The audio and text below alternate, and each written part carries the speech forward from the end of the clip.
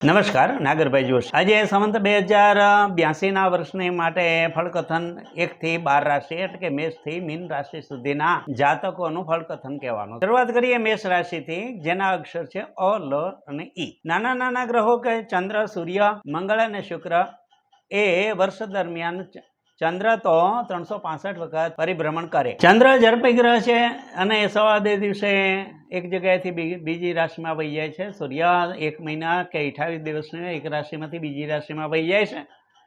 એવી જ રીતે મંગળ અને શુક્ર પણ ઝડપી ગ્રહ હોવાને લીધે આખા વર્ષમાં 1 થી વધારે વખત ચક્કર લગાવે છે અને 1 થી વધારે રાશિને અસર કરતો હોય છે। એટલે મુખ્ય જો ગ્રહ જોઈએ તો રાહુ કેતુ 1.5 વર્ષે એક રાશિમાં રહે છે, શનિ 2.5 વર્ષ રહે છે, ગુરુ 1.5 વર્ષ રહે છે।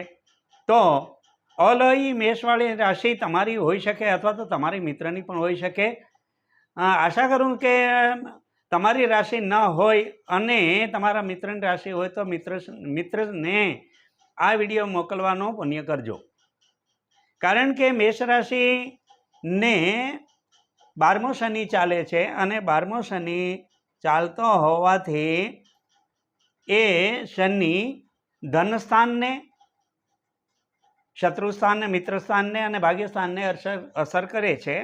તો શનિની દ્રષ્ટિ છે એ પાપ ગ્રહની દ્રષ્ટિ છે અને એ ધનની બાબતમાં, મિત્રની બાબતમાં અને ભાગ્યની બાબતમાં તમને થોડો પરેશાન કરવાનો છે।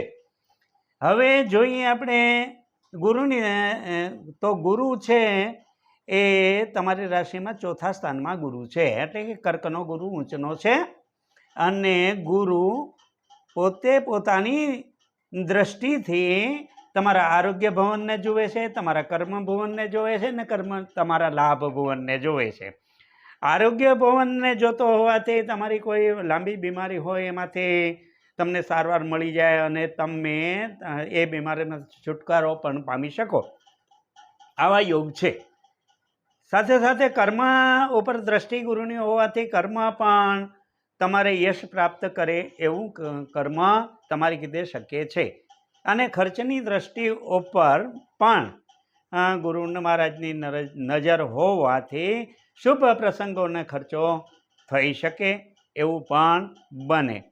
હવે આપણે જોઈ લઈએ કે રાહુ અને કેતુ, તો મેષ રાશિવાળાને 11મો રાહુ છે, બહુ સારો રાહુ છે અને કેતુ 5મા સ્થાનમાં છે।